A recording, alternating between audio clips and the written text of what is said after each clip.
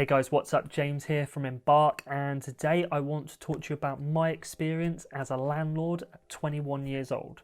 So I got my first property, my investment property, at 21 years old. So I was at university in Southampton and I ended up doing applied sports science and dropping out in my second year because I realised I really liked sport, but I didn't want to be in it as an industry. I just enjoyed going to the gym, playing sport myself. So I dropped out when the opportunity presented itself to start working at a student letting agency. And I worked at that agency for a few years and got really deep into property. And at that agency, loads of the employees had investment properties.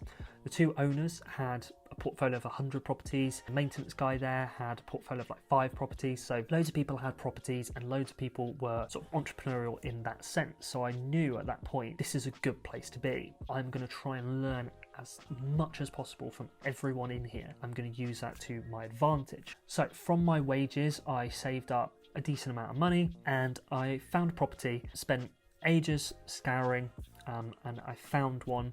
And it was actually not through an agency owner that I knew.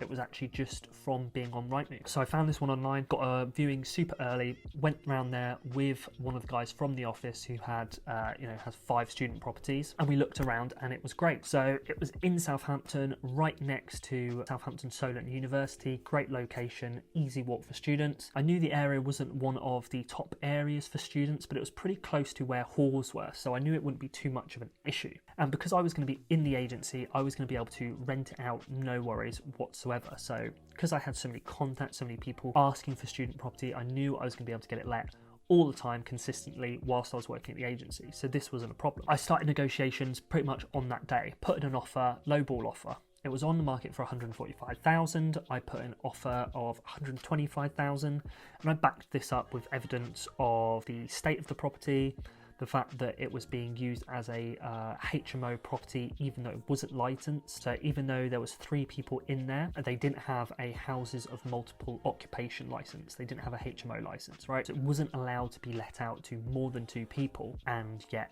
it was. So I knew I had that in my favour as leverage, and some properties in the same block of flats had already been sold for around about 120 that year, or just like a couple of months before or whatever. So I had some pretty good leverage. Therefore, I went in with a lowball offer and we ended up at 131,000. So it was on the market for 145, lowballed it, came up a little bit, got it for 131 in the end. So I used my savings for this, and also my dad put a little bit of money in there as well. Myself and my brother signed up as the joint owners of the property. He was happy to go in as an investment with me and have his name on the mortgage, no problem at all. So all it needed was small, minor sort of cosmetic things. So there was the paint, there was new lighting that I put in, changed the doors to make them fire doors, got new smoke and fire alarms in so that it could all be HMO compliant.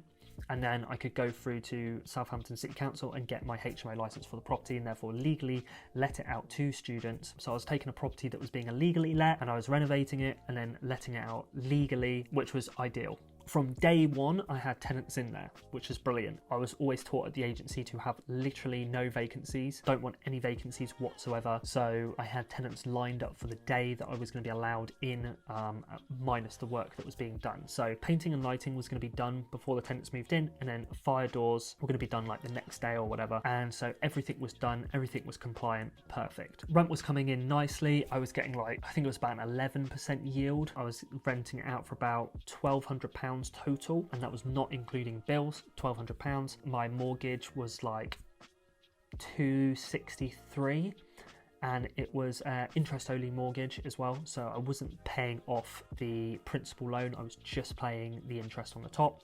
So it was like 263, something like that. And then there was some money that I had to pay to my dad each month as part of the investment deal. And so yeah, it was about an 11.5% yield, and that was brilliant. Tenants paid every single month on time, had no vacancies for like 2, 3, 3.5, 4 years, whilst I was managing it myself. Was perfect. And some of the profit from that I then reinvested into cryptocurrency in 2017, and I've got a video on that just here, so if you're interested, just click here and you can take a look at my cryptocurrency journey. And then I used the income from the rent coming in to travel, and this was not a good idea, and I knew it was not a good idea, and I did it anyway. it's just not the way to do it. Realistically, if you want to use income from the rental yield of a property, what you want to do is you want to have at least two. So the income from one of them will cover the mortgages of both. Therefore, if you do have vacancies, if something does go wrong, one of the properties is going to cover the costs of both of the properties.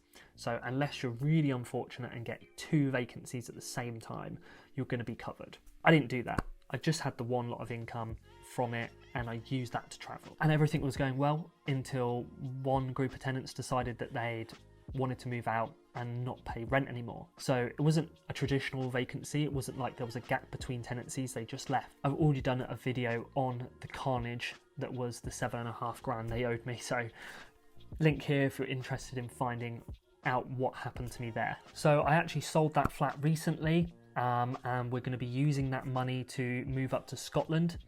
And that's basically my journey from buying the property to selling the property from age 21 up to now. I got a little summary here. So I bought a place, loads of income, felt rich, people not paying hurts. They ask you how you are, you just have to say that you're fine when you're not really fine, but you just can't get. If you have any questions, let me know in the comments below. I've been James from Embark, and I'll catch you on the next one. Cheers.